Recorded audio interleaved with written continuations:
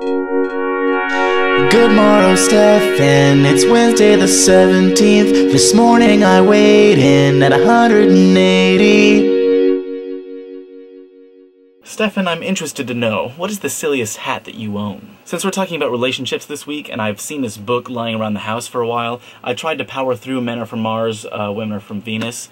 I have not finished it yet, so I want to wait a little bit to discuss my feelings on that. But since you talked about your first girlfriend experience, I think I shall as well.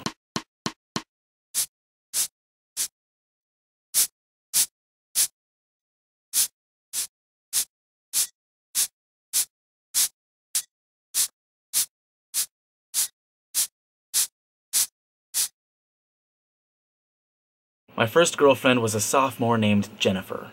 I was a freshman at the time. Apparently back then, I preferred older women, whereas today... Did you guys know that in the Kingdom of Tonga, located in the South Pacific Ocean, the age of consent is 12 years old?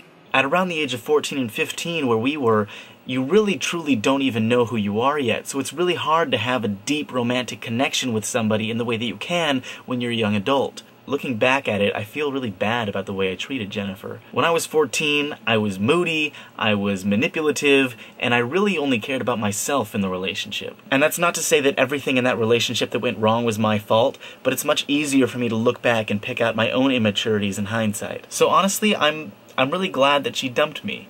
After pulling myself out of the resulting emotional turmoil and looking back trying to figure out what I had done wrong in that relationship, I took my first steps towards becoming who I am today.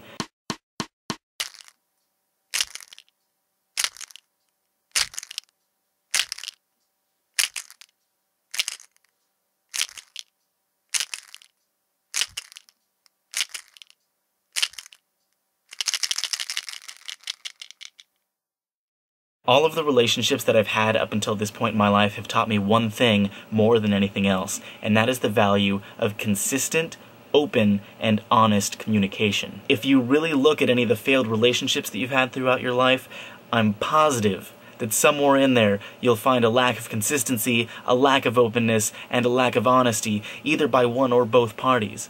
If everybody involved in a relationship, and not even just romantic relationships, but also friendships and business partnerships, if everyone is always telling the others exactly how they think and what they feel, there's much less room for making incorrect assumptions. You don't ever have to worry about getting caught in a lie. It builds trust like nothing else, and I feel that most importantly, it just makes you feel good to know that as hard as it is to be honest sometimes, you did it. And no one can ever hold that against you.